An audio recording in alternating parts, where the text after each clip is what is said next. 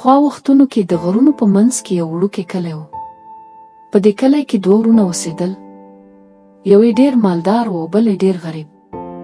د مالدار ورور نوم سلیم و او د غریب ورور نوم اسلم. سلیم ډېر مغرور او سخت طبیعت درلود. هغه به تل په خپل ورور اسلم ظلم کاوه او په هره خبره به یې ورته رټنه ورکوله. اسلم بیا ډېر ساده مهربانه او د زړه پاک انسان و. هغه به هره ورځ سخت کار کاوه، مزدوري به یې کوله او د کور ټول کارونه به یې هم ترسره کول. خو د دې ټولو باوجود هغه هیڅکله شکایت نه کاوه.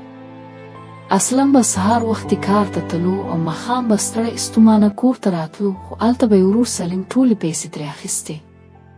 اسلم به ډېر خفه و، خو یوازې به یې ژړل او په خاموشۍ کې به یې خپل درد زغمه. سلیم به تل په هغه باندې غصه کېده، حتی د وړو وړو خبرو لپاره به یې هم رټلو. یوه ورځ اسلم ډېر سوچ وکړ. زه دلته هېڅ ایست نه لرم، زه باید له دې ځایه لاړ شم. سبا سهار هغه خپل لږ شیان په بکس کې کېښودل او د ښار پر لور روان شو. کله چې ښار ته ورسېد، هلته یې د یوې لوی ماڼۍ مخې ته ولاړ شو او د کار غوښتنه یې وکړه. د ماڼۍ مالک هغه ته وویل: زه امنیتي ساتونکي ته اړتیا لرم، ته به دا کار وکړې. اسلم په خوښۍ ومنه. هغه د شپې او ورځې په صداقت سره د ماڼۍ دروازه ساتله. وخت تېرېده او اسلم د خپل کار له امله د خلکو باور ترلاسه کړ. یوه شپه کله چې اسلم د دروازې ساتنه کوله، ناڅاپه یو غل ماڼۍ ته داخل شو. اسلم په زړورتیا سره هغه غل ونیو او په زور یې ودرولو. بیا یې خپل مالک ته وسپاره او ټول حال یې ورته بیان کړ. د ماڼۍ مالک د اسلم له زړورتیا او ایماندارۍ ډېر متاثر شو.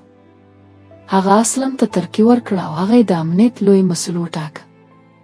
اسلم ورځ تر بلې پرمختګ کاوه او ورور ډېر مالدار او استمن شو. خو هغه هیڅکله خپل اصل نه هیر کړ. یوه ورځ اسلم پرېکړه وکړه چې خپل کلي ته ستون شي. کله چې هغه خپل کلي ته ورسېد، خلک ډېر حیران شول. هغه اوس یو بایسته او مالدار انسان شوی. کله چې د هغه ورور سلیم خبر شو، نو په منډه منډه د هغه مخې ته راغی. هغه په خوږو خبرو پیل وکړ او هڅه یې وکړه چې اسلم خوشحاله کړي. خو اسلم ته ټول هغه ظلمونه یاد و چې سلیم پرې کړي وو. سلیم بالاخره د خپلو تېروتنو معافي وغوښته. اسلم که څه هم دردونه یې هیر نه و، خو زړه یې نه مو. هغه خپل ورور ته بخښنه وکړه او دواړو ورونو یو څه وخت په مینه سره تیر کړ.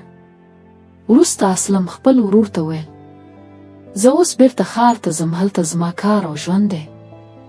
سلیم ډېر پښیمانه و او د خپلو تیرو کړو کارونو لپاره یې سخت افسوس کاوه. خو اسلم د ایست صبر او مهن په مرسته خپل ژوند بل کړی و.